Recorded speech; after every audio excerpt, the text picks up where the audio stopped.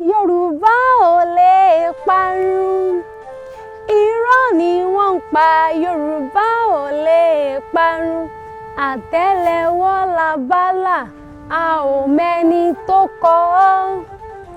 Irọ́ ni wọ́n ń pa, Yorùbá ò lè parun. Ṣé lóòótọ́ ni àṣà Yorùbá ò lè parun? Òun ni ó gbé mi lọ sínú nǹkan tí mo fẹ́ sọ̀rọ̀ lé lórí, tí a pè ní àjò ẹwà. Kí ni mo pè àjò ẹwà? Kí là ń pè ní àjò ẹwà? Ṣùgbọ́n kí n tó bọ́ sínú oríkì àjò ẹwà gan ní sàn-án-sàn, ẹ jẹ́ ká wo àwọn òwe kan àbí méjì tí ó sọ̀rọ̀ nípa àjò ẹwà. Yorùbá ní káṣá kẹ́kẹ́, káàbù àbàjá, ṣebí ara àjò ẹwà náà ni. Ẹ tí mọ̀ wé mi tí Yorùbá pa ni.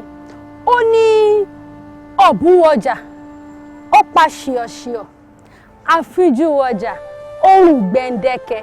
Wọ́n ní ìran ọ̀bùn ni ó gbé ẹrù àfíjú relé. Kí ni àjò ẹwà? Àjò ẹwà ni ọ̀nà pàtàkì tí Yorùbá fi ń bu ẹwà kún ẹwà ara wọn. Yorùbá jẹ́ ìran tó fẹ́ràn láti máa ṣoge, pàápàá obìnrin. Mójú tí Yorùbá fi máa ń wo ọkùnrin tó bá ti ń ṣoge jù ni. Wọ́n á wò wọ́n gẹ́gẹ́ bí oníranù. Mọ̀wé kan táwọn àgbà máa ń pa ni. Wọ́n á ní alágbèrè obìnrin là ń rí. Ògúnrẹ̀mí àjàgbé, òun ni ọkùnrin èyí tí ó bá ti ń ṣoge jù. Oríṣiríṣi ọ̀nà ní àwọn Yorùbá fi máa ń káràmásìkì ẹni tí ó bá ń ṣètọ́jú ara rẹ̀. Lóòótọ́, Ẹlẹ́dàá bu ẹwà kún ẹwà ara wa, àti ọkùnrin àti obìnrin. Ọkùnrin tí ó bá dúdú tí ó síngbọnlẹ̀, wọ́n á pè ní àgùntàṣọ́lò. Obìnrin náà tí ó bá rẹwà, oríṣiríṣi orúkọ la máa ń pè wọ́n. Wọ́n pè wọ́n ní egbin, wọ́n pè wọ́n ní arẹwà obìnrin. Ṣùgbọ́n a tún máa ń bu ẹwà kún ẹwà ara wa ní ilẹ̀ Yorùbá. Ẹ rí pé Yorùbá nífẹ̀ẹ́ kí wọ́n máa ṣoge. Ẹ rí pé Yorùbá nífẹ̀ẹ́ láti máa ṣe àjò ẹwà.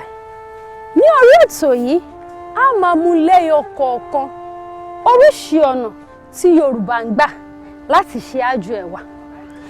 Ǹjẹ́ ẹ mọ̀ pé oríṣiríṣi ọ̀nà ni Yorùbá ń gbà láti bu ẹwà kún ẹwà ara wọn? Òun ni à ń pè ní oge ṣíṣe.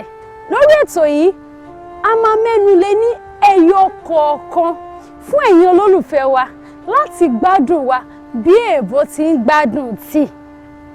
Ọ̀nà àkọ́kọ́, òun ni irun ṣíṣe.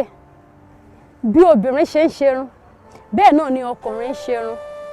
Ọ̀nà kejì, òun ni ìlẹ̀kẹ̀ lílò. Ọ̀nà kẹta, òun ni ìlà kíkọ.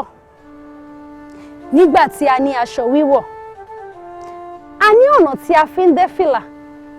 Bẹ́ẹ̀ gẹ́gẹ́ la ní ọ̀nà tí a fi ń ró ṣòkòtò tí àwọn ọkùnrin ń wọ̀. Ẹyọ kọ̀ọ̀kan èjèèjì ní àmọ́ ṣàlàyé ẹ̀. Ẹ ṣé tí ẹ̀ ń gbọ́ wa. Ojú tí ẹ fi ń wò wá kò ní fọ́, etí tí ẹ fi ń gbọ́ wa kò ní di. Ẹ má gbàgbé láti fẹ́ràn, láti pe àwọn olólùfẹ́ yín kan àbí òmíràn láti wá gbádùn ètò tó sọ̀rọ̀ nípa oge ṣíṣe ní iléeṣẹ́ Omidan TV. Èmi ọmọ yín, olólùfẹ́ yín, Omidan Titilope Esan ni mò ń kí yín káàbọ̀ sórí ètò àjò ẹwà tàbí àṣà oge ṣíṣe ní ilẹ̀ Yorùbá. Ẹ ṣé púpọ̀.